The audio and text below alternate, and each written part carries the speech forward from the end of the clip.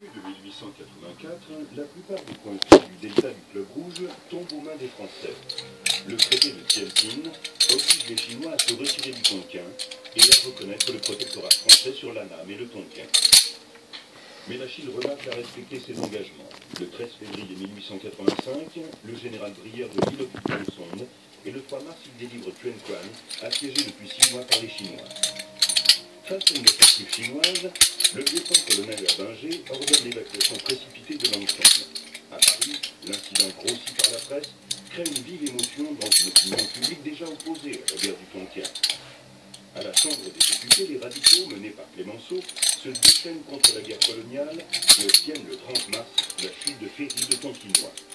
Mais sa politique est poursuivie, puisque pour parfaire l'occupation du Tonkin, le corps expéditionnaire est porté à 35 000 hommes. Le 9 juin 1885, la conquête française s'achève par le second accord de Tientsin, par lequel la Chine reconnaît le protectorat français sur l'Annam et sur le Tonkin, et la liberté de commerce entre le fleuve Rouge et la Chine du Sud.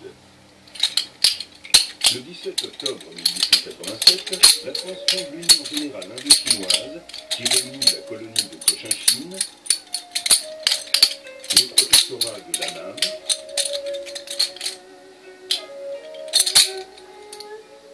et du Tonkin, le protectorat du Cambodge, puis en 1893, celui du Laos.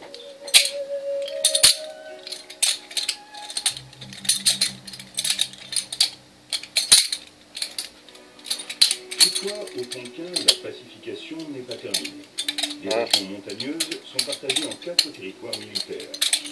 À la tête du deuxième territoire, celui de Langson, le colonel Gallieni, qui, avec son chef d'état-major, le commandant Biotech, expérimente la méthode de la tâche d'huile, distribuant des armes aux villageois afin qu'ils organisent eux-mêmes leur défense contre les pavillons noirs et les rebelles. La fin de la pacification est marquée par la reddition du Desam, le plus connu des chefs rebelles en 1890. La conquête et la pacification ont été réalisées par un corps expéditionnaire de 36 000 hommes, décimés par la dysenterie et le choléra. La majorité du corps expéditionnaire est rapatriée dès 1890.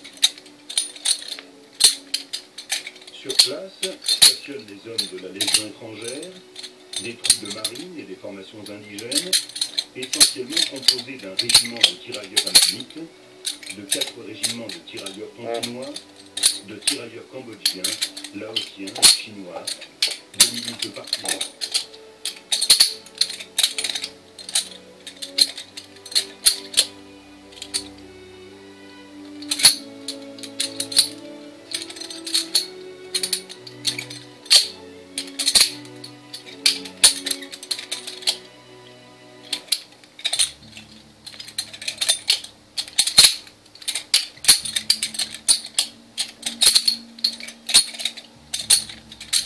La population coloniale française en Indochine ne dépassera jamais les 40 000 personnes, colons, fonctionnaires et militaires.